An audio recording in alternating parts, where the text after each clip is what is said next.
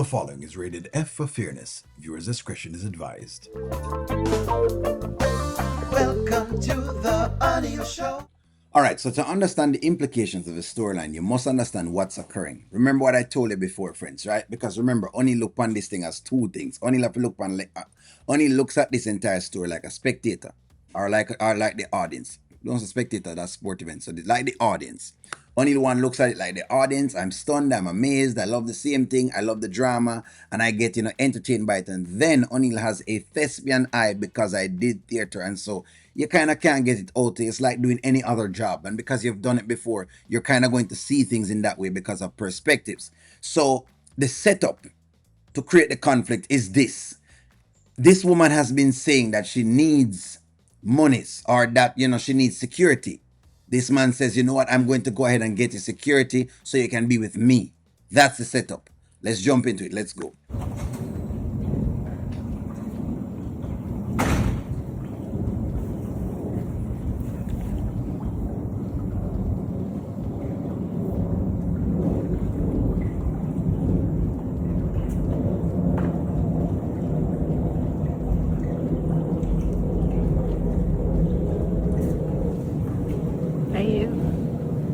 What's up with you?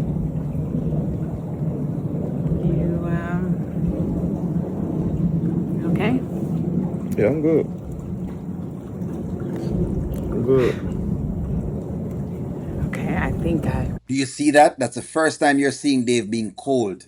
Because he's cold, because he's upset. Because now him realize that no matter what he does, basically, he's not able to move on with this woman that he would like to move on with.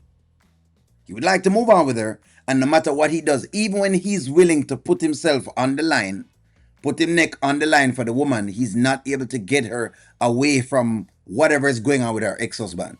She has found some way of basically tying herself to that. This was a choice that she had to make, but I guess she made Constance make it for her. know you by now, and I know you're not okay. You feel some kind of way about the divorce, right? Saying, man, like, got rid of my assistant. Wanted to start new.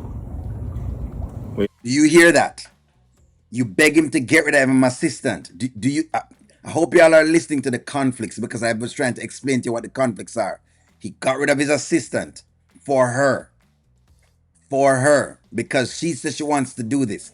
He's learning a valuable lesson in antonynomics, because this is exactly what it was with Anthony. Anthony did a bunch of things for her too. No, the Amber fans won't admit that, because for them, Anthony does nothing. But yes, in antonynomics, yes, he did a lot of things. Some people just forget those things now because they don't care. They don't really and truly care. That's what it's going on. It's new house. Nobody been in here before. And I told you good. I had your back, and I got you. So what's the hold up? Like, I don't get it. I really don't get it. It's hard for me to understand. And he's listen to what he's saying, because this house is worth $3 million. The furniture in it, let's put the furniture in it at another $3 million, right? Which, so we're gonna say the house in itself is worth $6 million. Her name is on this house. And based on how Dave is talking, it seems as though basically Dave is saying, hey, this is a 50-50 split. You have $3 million in equity sitting on every single solitary day. You walk and see this $3 million. This $3 million is not escaping you. I am here. And that's a different stake, friends, because look, if Dave was asking this of her without doing anything at all, I would understand. But he's put some money up and put some bread up. That's a different case. Hey, I'm in my 40s. And it's Ring? Marriage? Yes, we're not married. How am I gonna marry you right now? That's the question. How is he going to marry you? If you get stuck into a divorce, how is he going to marry you?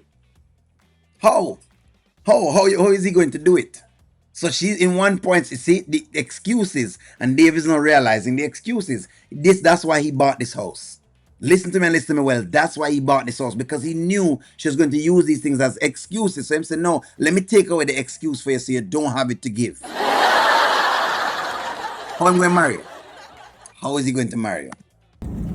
Okay, touche. I know that sounds crazy, but I'm saying to walk away from everything, and I'm not married. Yes, you bought me this house, and I'm appreciative and I'm thankful, but it's not necessarily security for me to just walk away. It's not enough. In other words, it's not enough. Yes, you bought me this house, but it's not enough. Gentlemen, don't simp. That's exactly the thing of whatever it is. That's why O'Neal don't simp. I do what I do what I can, and I let it go. Don't simp. No matter woman make you simp, because you might simp and you're going to get this. In other words, a woman who can never satisfy, no matter what you do. $6 million of a house. $3 million is already hers, right in equity.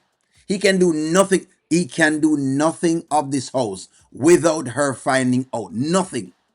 Dave can't mortgage it without her finding out. Dave can do nothing without her finding out. That's where they are. Pay attention, Fritz. Guaranteed. I don't know. So me getting the house, putting the house in your name, deed, putting your house your name on the deed, and you still questioning my intents with you? That's what you're telling me, right? I'm not saying that. I'm just saying. Then what are you saying? Because that's what I'm trying to show you. What I tell you about Sodom and Gomorrah? Lot's wife looked back and turned into a pillar of salt because she didn't understand that she was coming out of the land of Sodom and Gomorrah, and she needed to leave all of the things them behind. The marriage is already faulty. The marriage is already shaky. It's built on dirty foundation. And so guess what? It's a clean start. Even Dave. And when you pay attention to what Dave has done, Dave, and again, Dave is the idolatry piece is what the idolatry piece is. We're not going to talk about this now. But when you pay attention to what Dave has done, Dave has released every single thing that could have become a problem for him. He has released it for the woman. And guess what she's unwilling to do? Release anything that she basically had done before. That's what they're showing him. Love it. How do I know that once this is final that you will for sure marry me? I don't know that. And I'm not 20-something years old. I have to secure. Babe, listen. I see you. You're my future. You are my future. I bought this home for us. This is ours. So I want you to be comfortable in that. I want you to fully trust me.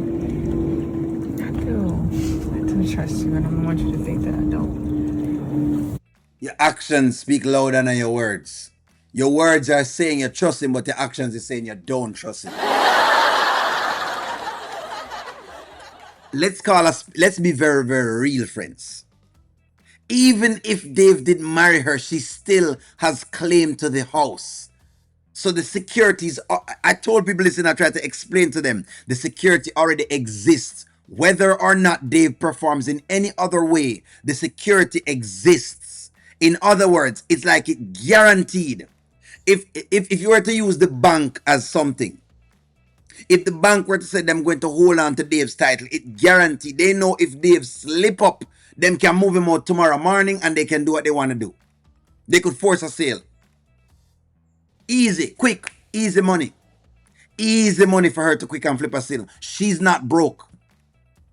Let's put her money and her 2 shilling to the side. At this point in time, she's not broke. She's already a multi-millionaire. At this point, she's already a multi-millionaire.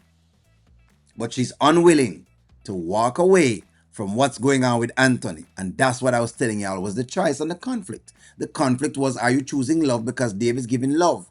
And then basically even put money on top of that love. Or are you going to choose this big old money that you think that you're entitled to with Anthony? That's the question. That is the question.